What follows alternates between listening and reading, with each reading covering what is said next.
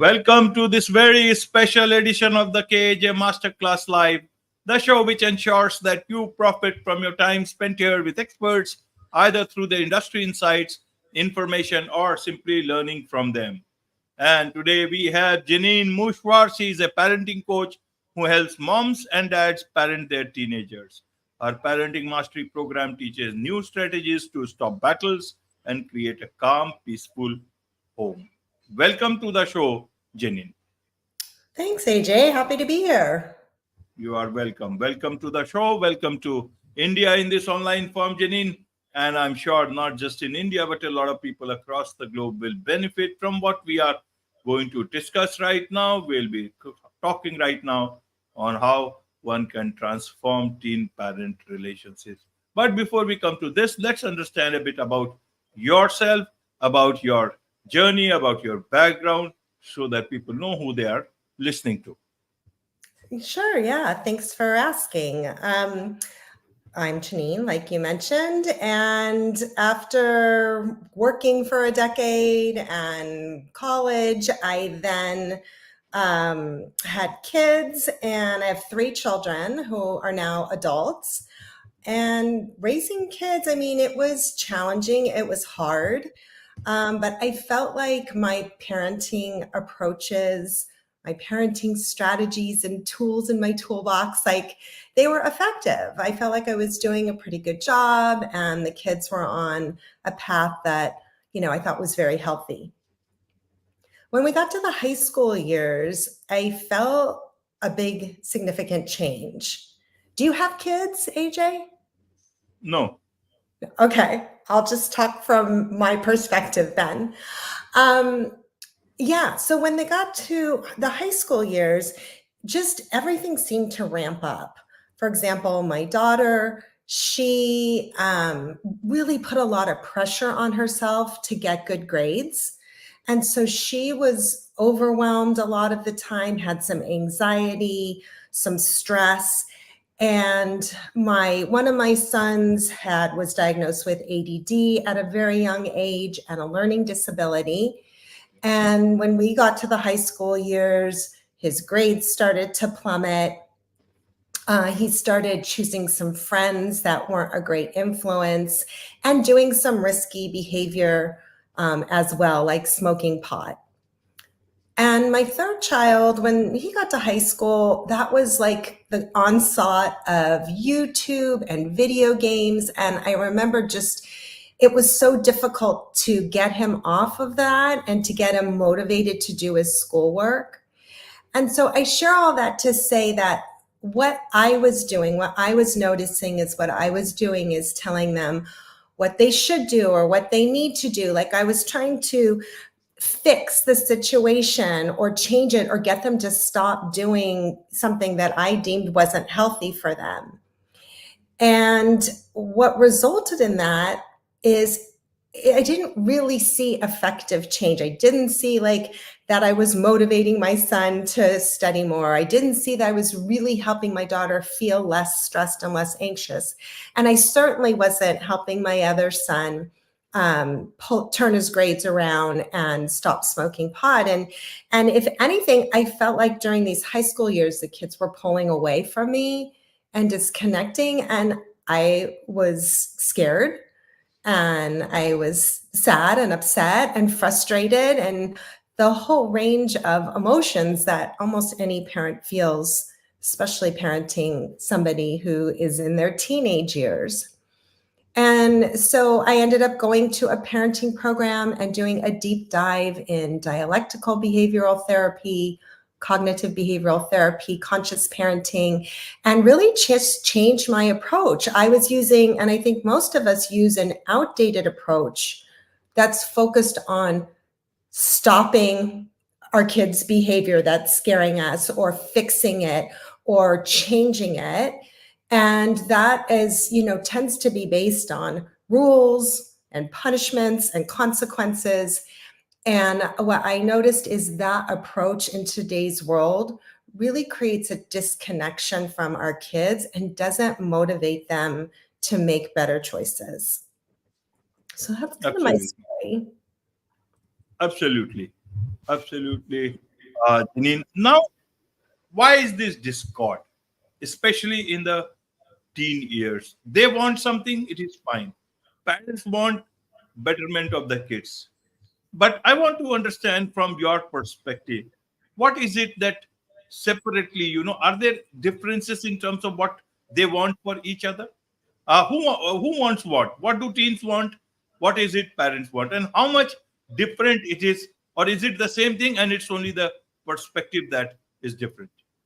That's a great question. What I know to be true is that when kids are younger, they need something different from us than they need in the teenage years. And most of us are really good when their kids are younger, giving them what they need, right? They need our advice. They need our help. They're very agreeable. And then we're rewarded when we give our advice or our wisdom, we're rewarded with, I love you, mommy, and kisses and things like that. But when they hit the teenage years, we know, like intellectually, they're going through this huge transition, right? Their hormones are changing. And, if I had to sum it up in one word, they're really trying to establish their independence. So when we continue parenting the way we did when they were young, well, they need something different from us now. And that doesn't really, this approach of having conversations that try to fix or stop or change their behavior, that's not really what they need from us now. When we approach conversations that way, if any parent of a teenager knows, it tends to shut the conversation down, right? They say, get out of my room or go away, or, or they think we don't understand them, right? You don't get me. You don't get it, mom. You don't understand. These are like common things we hear as parents. And when they respond that way, we tend to get more worried and more scared. And so we tighten the reins more and put more rules, more restrictions in place, trying to get them to do what we want them to do. And then often when that doesn't happen, parents are exhausted and they just give up. So there's a disconnection between what our teenagers need and how we are parenting when we use kind of what worked when they were young.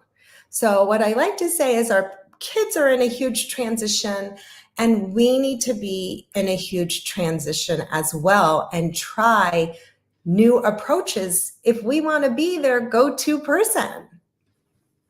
Right. If we want to be their go-to person, but do they want you to be their go-to person, or because teen years are such that they will find another world? They are discovering the world in their own ways, and they are finding new friends either in school or in wherever, in outside, around the block. So wherever it is. So I want to understand then, is it that parents want to be the go-to person, but teens do not want them to be the go-to person? They just want them to be parents, and they will come to them whenever they feel that particular need. Is it the mismatch? Is it that the kids want to learn from outside, learn from the social media, want to try things out themselves, and also maybe not do so good in those things, and then come to learn things but they want the parents to be around for social security, for everything else, and also to know that, okay, then this is the time I need some help, I can approach. Is that approach best, or is it there is a difference of my understanding about the way it is? No, I think that makes complete sense. Of course, we want to encourage them and foster that independence that they're looking for. And it's wonderful that they are going outside of just their parent to find more resources, to learn about the world and learn about themselves. And of course, we want to foster that. My philosophy is where our role changes is when they're teenagers. We really want to be like a safety net for them. That when things get really, really tough or they're not making great decisions, we want to make sure we've created an environment where they feel safe and comfortable to come to us So we can help them in those more serious situations, right? So we want to be able to have guidelines for them, have firm boundaries. And we also want to have compassion for when they're struggling. And so that's the shift, is our role becomes having firm boundaries with a heavy dose of compassion. And so we want to spend more time connecting with them versus jumping to correcting their behavior, which is what I did and most parents do. And that's because we're scared and we're worried. It makes sense. But understanding that, of course, what you mentioned, that a lot of this is just normal. They want to explore the world through different channels than just their parents. And we as parents know that sometimes they don't make the greatest decisions. And we want to set it up where they'll come to us when they're in trouble, when they need help, when they need support. And so really to focus on spending a lot of time looking for ways to connect with them and have compassion for them before jumping to correcting their behavior. Right. So let's look at it from both the points of view. Do teens having their own issues that they want to solve as the challenges in their own life that they are trying to deal with? Or do they think that, the kids are going a different path that is not good? How do they look at it? And do teens also understand that parents are also going through their own challenges, managing this whole parenting business, as well as challenges of being a mom, being a dad, being a parent, and also doing the work, getting doing their jobs in their respective way, challenges of the economy, and so many other things. What are the perspectives from both the sides if we try and understand it as of today? Yeah. Well, that's interesting that you bring up the teenager side. I mean, in general, most teenagers, it's very common to be self-focused and just thinking about themselves. And, it's very normal for them to think they know everything and their parents know nothing. So if we can understand that as a parent, it allows us to have a little more compassion for them when they might be doing things that feels like they're pushing us away. So, sometimes you get lucky and you have a kid who doesn't really go through that phase and they do come to their parents for advice and when they're struggling. One of my kids was like that. The other two were not. So I think in general, most teenagers, they're not thinking about their parents. They're thinking about themselves, and they, are really trying to develop their own sense of the world, and they want to make their own choices. I think from the parents' point of view, it's concerning because they don't have their frontal cortex in their mind, or it's not completely developed. And so they still need some guardrails and some guidance and teaching. And I think what sometimes happens is when we see the kids doing something that we don't want them to be doing, that we get scared, or we have in our mind that there's one right way, one right path.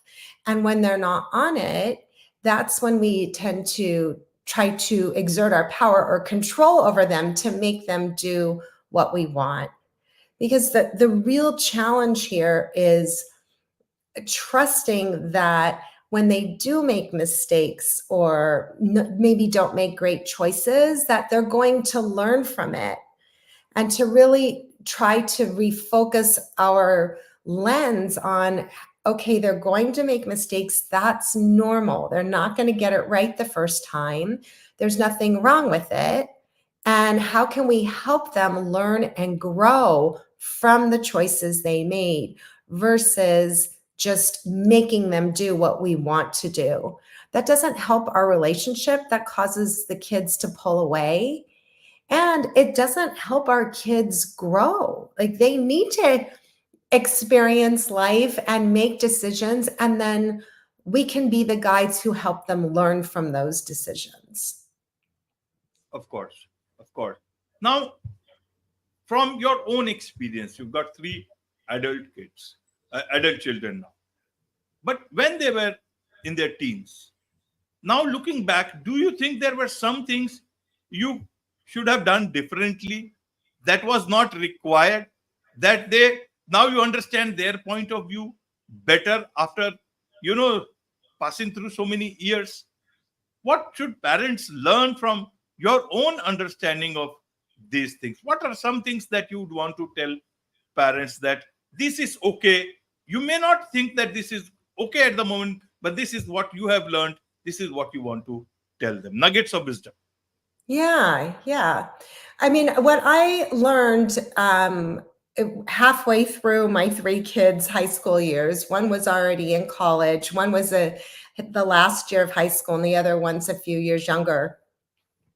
But I guess there came a point where I realized that the way I was parenting, what I was saying, what I was doing wasn't helping them the way I wanted to help them, right? I want them to be the best version of themselves. And what I was saying and doing wasn't getting there, right? And as I mentioned before, it was focused on, stopping what they were doing or fixing what they were doing.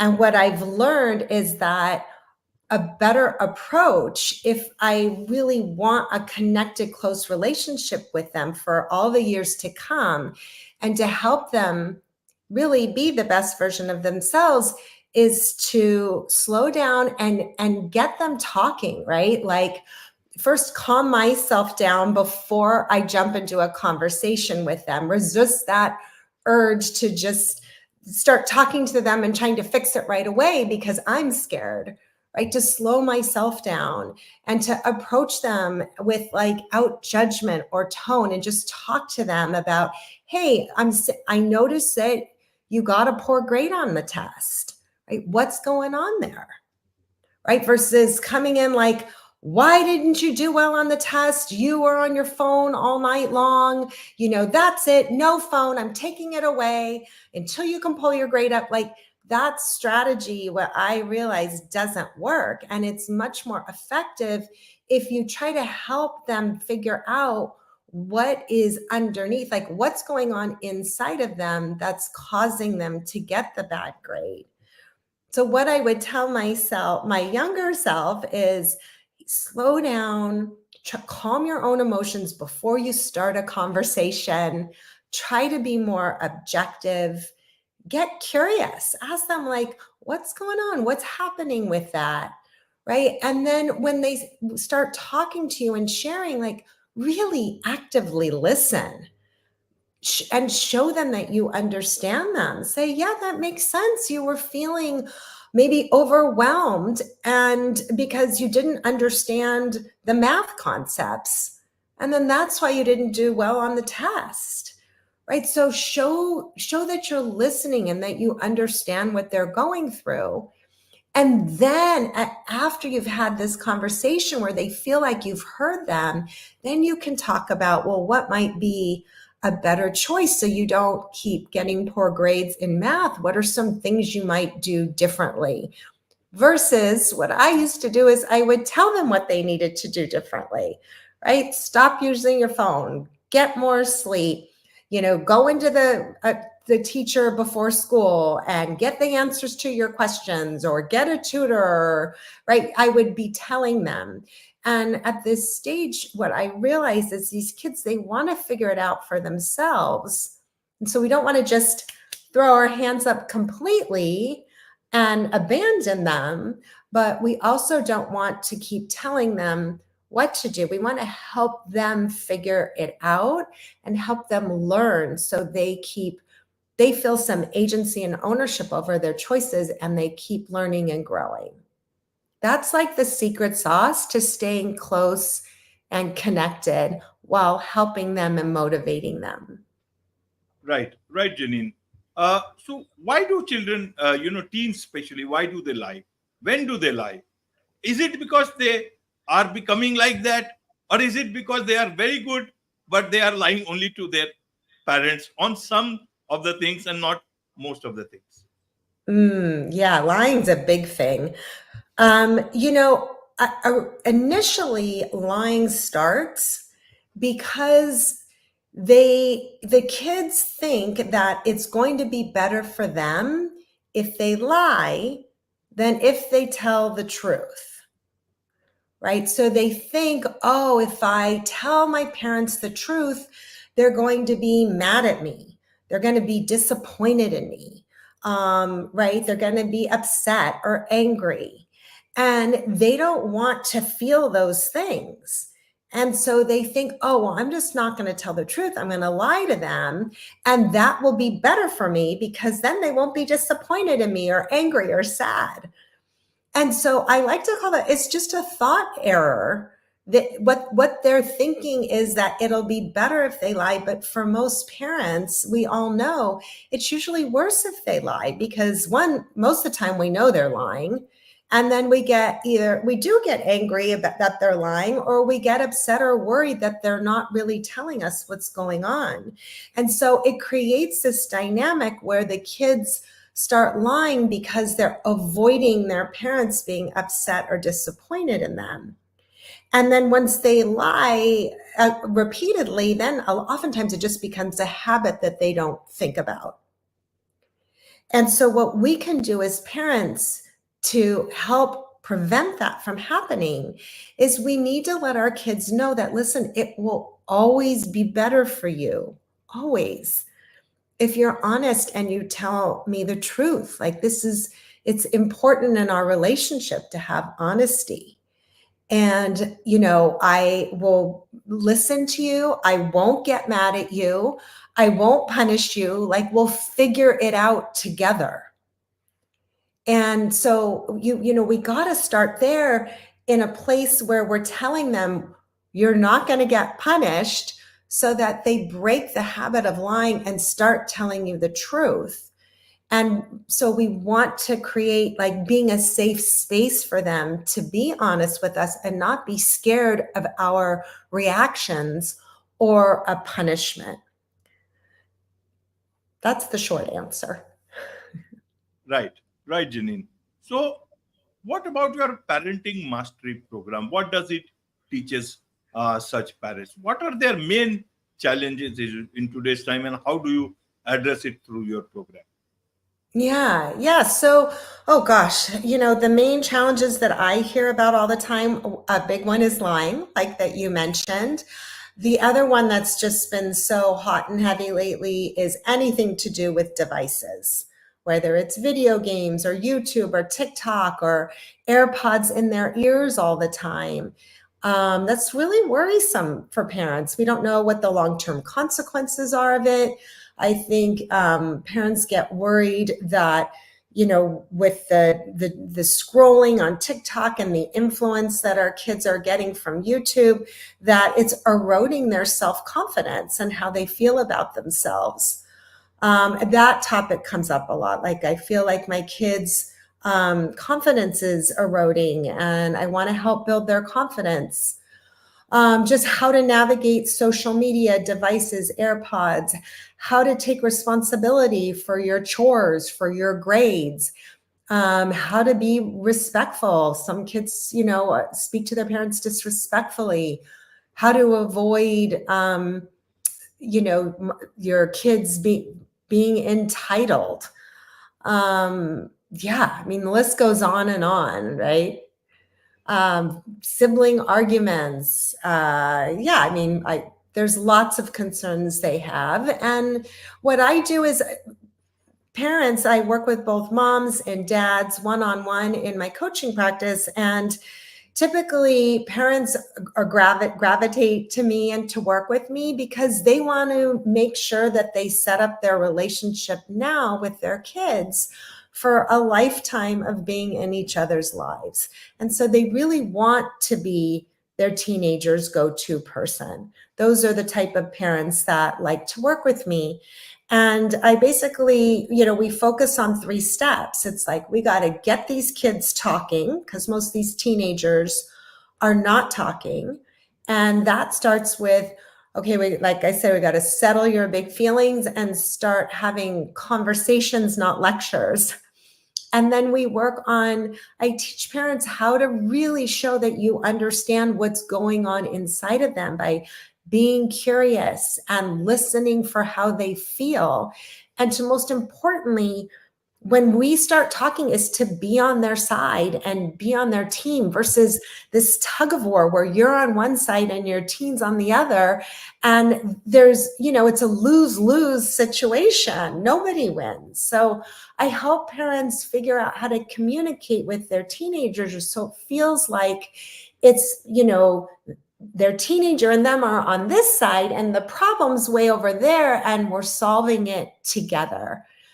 And then last, I focus on helping parents talk to their kids so the parents can help the kids help themselves, right? So helping parents believe that their kids are capable of making good choices and asking them for what their solution is and listening for the kids leaning in and asking for their help versus what most of us do is we just,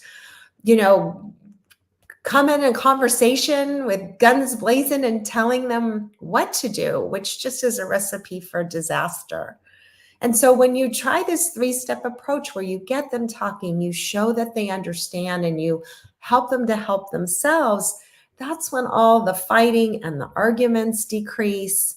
You start feeling less worried or frustrated all the time because you understand what's really going on inside of them.